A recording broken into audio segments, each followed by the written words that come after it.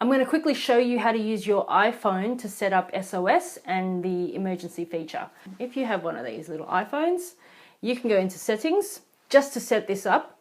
In search, if you don't see this search bar right here, or drag your screen down and it'll pop up. Sometimes it shows up like this, but definitely do that. So we can go search SOS and you'll see emergency SOS pop up. Now, the call with side button right here. So you've got your this and this, one of the volume buttons, lock button and one of the volume buttons. If you push them and hold, it's going to activate the emergency. So it'll either be your call emergency services or it will be, display your medical information. Now, what I like to do is call with side buttons. So basically, if you press this lock button 5 times in quick succession, it's going to automatically call 000.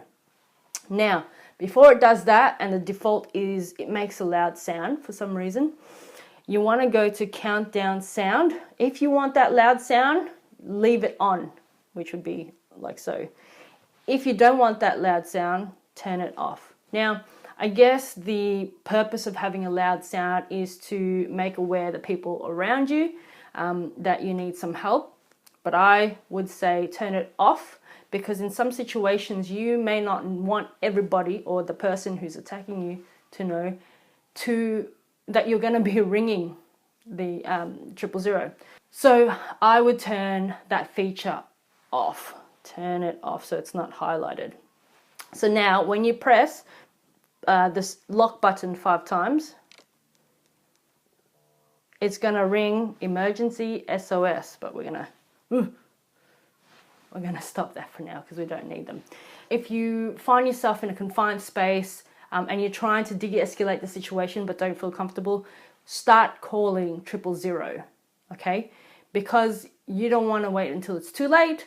You want to start calling them and have them on the phone, and they can actually listen to this conversation. And if you can, keep them on the phone for as long as you can. Now, how long they find your location will depend on whether or not the phone belongs to you, if you've got the correct updated address and all that sort of stuff. So keep them on the phone as long as possible. You can do your 5 hits. You feel it vibrate, but it won't make any noise. So when you feel that vibrate, you know that it's already beginning the process to call. And the people in emergency services, they'll be able to hear your call and send out the appropriate people. Now, I'm going to find an emergency services person, and we're going to talk about what their procedures are, so you're aware of what happens when you start that call. What is it that they need to find out from you? What is it that you need to tell them as soon as you can? And any other useful information. So if you haven't already, make sure you subscribe, because we're going to be adding more information, more self-defense tips.